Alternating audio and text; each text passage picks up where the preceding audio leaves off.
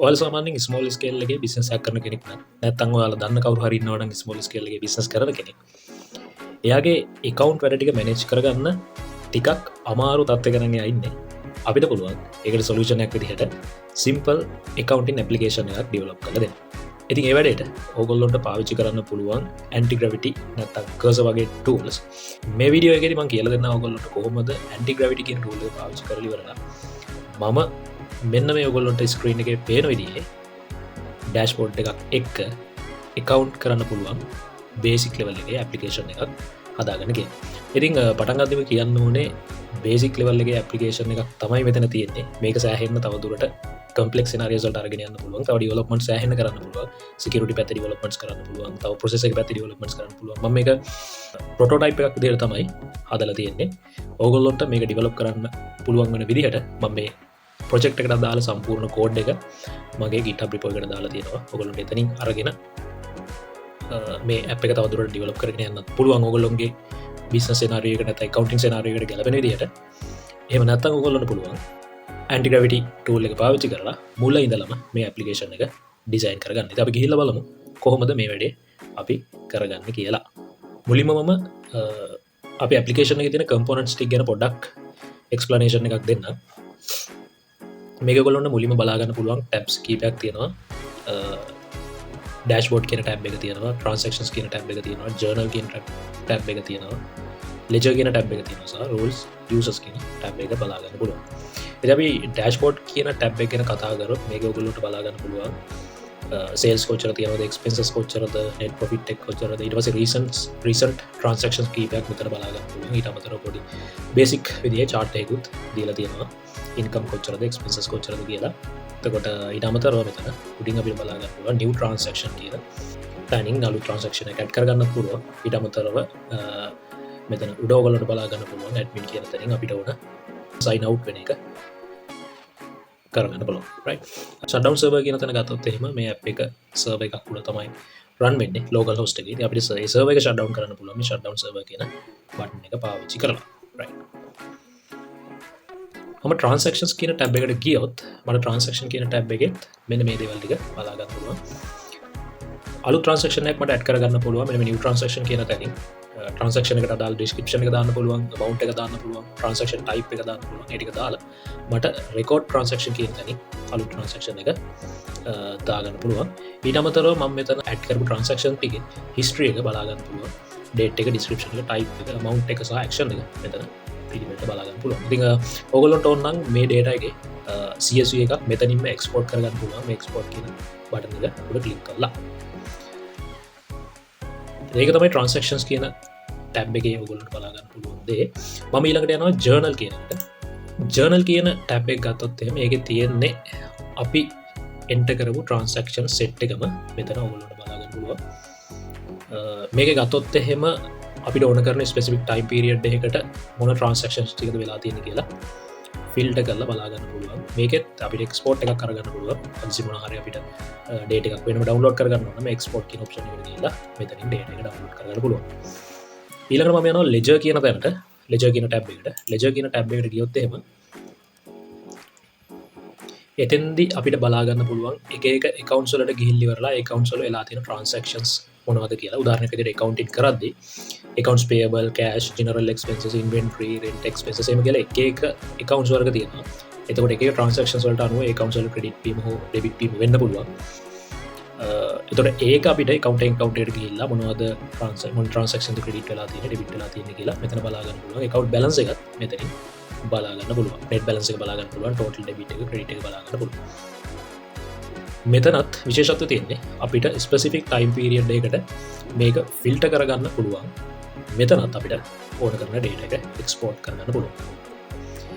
මම මේක ඇතුළේ තියෙන එක account එකකට ඕගොල්ලන්ට ගිහිල්ලා පෙන්නන්න. accounts payable කියන තැනට ගිහිල්ලා බැලුවොත් මේකේ ඕගොල්ලන්ට accounts payable කියන account එකට අදාළ සියලුම transactions ටික බලා ගන්න පුළුවන්. කවද්ද මේ transaction එක කරලා තියෙන්නේ, ක්‍රෙඩිට් වෙලා තියෙනවද, ඩෙබිට් වෙලා තියෙනවද, නැත්නම් running balance එක කොච්චරද, ඔය ටික බලා ගන්න පුළුවන්. මොන transaction එක edit කරනවා නම් ඒ option එකත් මෙතන දීලා තියෙනවා. ඒකට හේතුව තමයි මම ඉන්නේ අතරම admin කියන view එක ඇතුලේ. admin එක ඇතුලේ මේ edit facility එක දීලා තියෙනවා.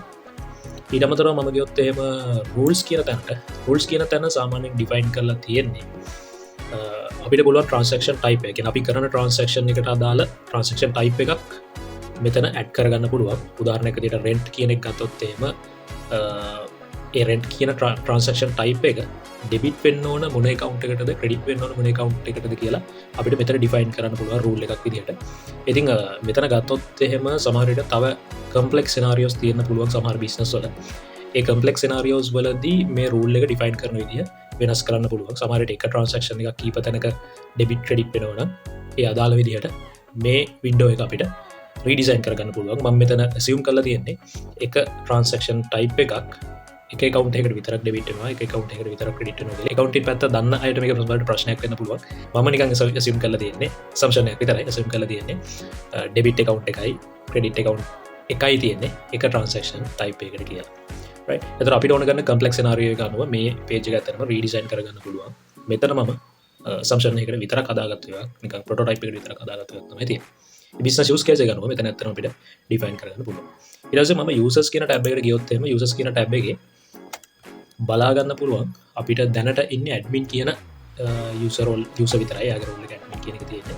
අපිට ඕන නම් අලුත් user කෙනෙක් ඇඩ් කරන්න මෙතන create new user කියන තැනට ගිහිල්ලා ලේසියෙන්ම ඇඩ් කරගන්න පුළුවන්.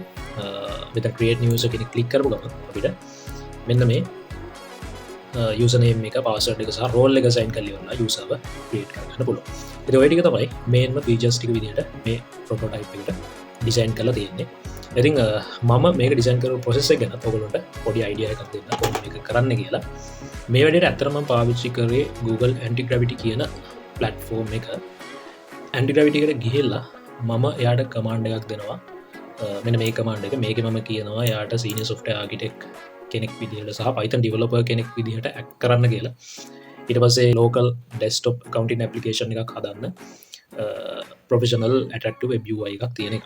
right flask use කරන්න කියලා තියෙනවා Python වල සහ bootstrap 5 කියන එක use කරන්න කියලා තියෙනවා. ඉතින් විශේෂයෙන්ම කියන්න ඕන දේ තමයි මම මේ system එක සම්පූර්ණයෙන්ම හැදුවේ local PC එක direct install කරන්න පුළුවන් වෙන විදිහට. මේක එතකොට web hosting එකක් කරලා නැහැ. එහෙම application එකක් නෙවෙයි. සාමාන්‍යයෙන් කවුරු හරි සරල business එකක් තියෙන කෙනෙක් නම් ලොකු වියදමක් කරන්න බැරි කෙනෙක් නම් මෙයාට මේ application එක මෙයාගේ computer එක ඇතුලේ install කරගෙන එතනින් එයාගේ accounts ටික manage කරගන්න පුළුවන්. මේක ඇත්තටම වෙබ් හොස්ට් කරලා නැහැ සහ කම්ප්ලෙක්ස් ඩේටාබේසස් මොකුත් පාවිච්චි කරලා නැහැ. සිම්පල් ඩේටාබේස් එකක් තමයි පාවිච්චි කරලා තියෙන්නේ. ඒක නිසා මේකේ ඒ බිස්නස් එකට ඕන වෙන විදිහට ඩෙවලොප්මන්ට්ස් ඕන දෙයක් කරගන්න පුළුවන්. මම ප්‍රොටෝටයිප් එකක් විතරක් කරන නිසා මෙතන කම්ප්ලෙක්ස් දේවල් මොකුත් පාවිච්චි කරලා නැහැ. නිසා මම අපව එක්ස්ප්ලেইন කරන්න ගත්තොත් මේ ප්‍රොම්ප්ට් එක මම මෙතන දීලා තියෙනවා. මේ ප්‍රොම්ප්ට් එක දුන්නාට පස්සේ මෙයා අපේ project structure එක අපිට build කරලා දෙනවා. project structure එක build කරාට පස්සේ මට ඕන වෙනවා ආපහු මෙතන තව additional features ටිකක් මේකට add කරගන්න. ආපහු basic prompt එකට ආවොත් එහෙම මේකම දීලා තියෙනවා system architecture එක කොහොමද තියෙන්නේ කියලා. ඊට අමතරව users roles කොහොමද තියෙන්නේ කියලා දීලා තියෙනවා. අතන මෙතන මම admin සහ accountant කියන roles දෙකක් මුලින්ම add කරා. පස්සේ ඒක මම remove කරගන්නවා. accountant කියන role එක මම මෙතන remove කරගන්නවා. ඊට පස්සේ UI UX එක කොහොමද දෙන්න ඕනේ කියලා මෙතන මම define කරගෙන තියෙනවා. dark light mode එක support කරන්න ඕනේ කියලා මෙතන දීලා තියෙනවා. ඊට අමතරව කොහොමද desktop behavior එක වෙන්න ඕනේ කියන එකත් මෙතන දීලා තියෙනවා. app එක run වෙන්න ඕනේ Flask server එක කියලා දීලා තියෙනවා. ඊට පස්සේ startup එකේදී මෙන්න මේ URL එක default web browser එකේ open කරන්න කියලා තියෙනවා. ඊට පස්සේ shutdown button එකක් දාන්න කියලා තියෙනවා UI එකට server එක shutdown කරන්න. එතකොට මට ඕන වුණා මෙතන setup file එකක් create කරගන්න. මොකද setup file එකක් create කරගෙන ඒකෙන් සම්පූර්ණ system එකම මට local computer එකට install කරගන්න ඕන වුණා. ඒකට තමයි මම මෙන්න මේ part එක දාලා තියෙන්නේ. ඊට අමතරව ගත්තොත් එහෙම මෙතෙන්දී project එක plan කරන්නේ කොහොමද, implementation plan එක, ඒ දේවල් ටික මෙතන දීලා තියෙනවා. ඊට අමතරව මම මුලදී කියපු requirement එකට අමතරව features කීපයක් පස්සේ chats වලදී add කරා. එතකොට මෙතන දීලා තියෙනවා few developments ටික add කරන්න කියලා. උදාහරණයක් විදිහට කිව්වොත් එහෙම accountant සහ adminට visibility එකක් තියෙන්න ඕන කියලා කිව්වා balances වලට. ඊට අමතරව specific time period එකකට data එක filter කරන්න පුළුවන් විදිහට filters add කරගන්න ඕනේ කියලා කිව්වා. ඊට අමතරව CSV file එකක් විදිහට data download කරන්න පුළුවන් option එකක් දෙන්න කියලා මෙතන කිව්වා. ඒ වගේ features කීපයක් මම මෙතන සරින් සරේ add කරගන්නවා.